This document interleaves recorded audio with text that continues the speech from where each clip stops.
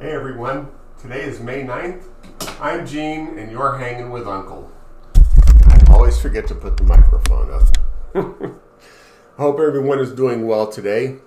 So we're in the early part of May, going into the second week, and I just kind of want to talk about hurricane season. Now, typically, you would think that hurricane season starts from June and goes through November. But 8 of the last 10 years, you would be wrong about that because hurricanes have started in May, well before that. And a lot of this is due to global warming. Now, when I say global warming, the planet getting warmer and affecting, our climate and weather patterns and the severity of them. And the links for these are, of course, in the description box below.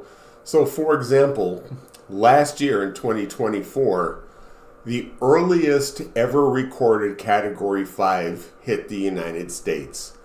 That's a change. It's happening earlier, and hurricanes are happening earlier because of sea temperatures rising.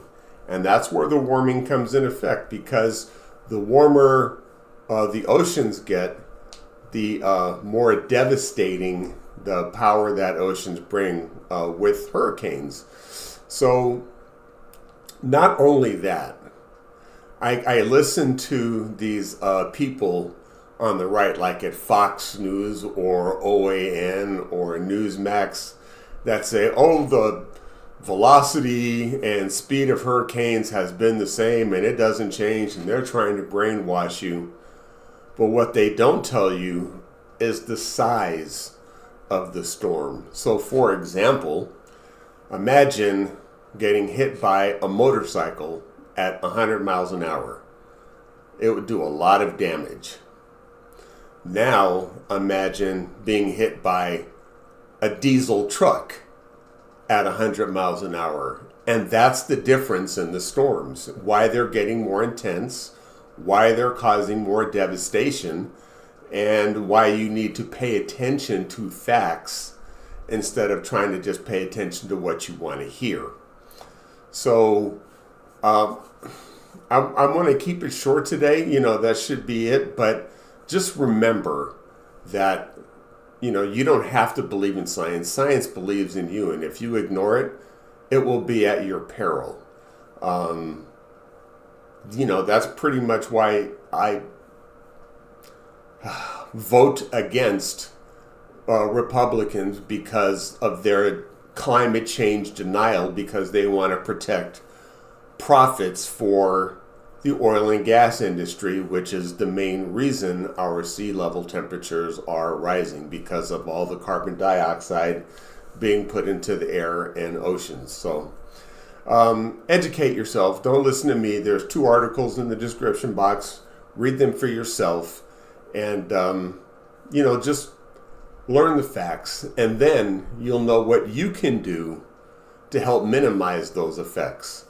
So when they say think globally but act locally, one change I made was driving from an internal combustion engine to electric.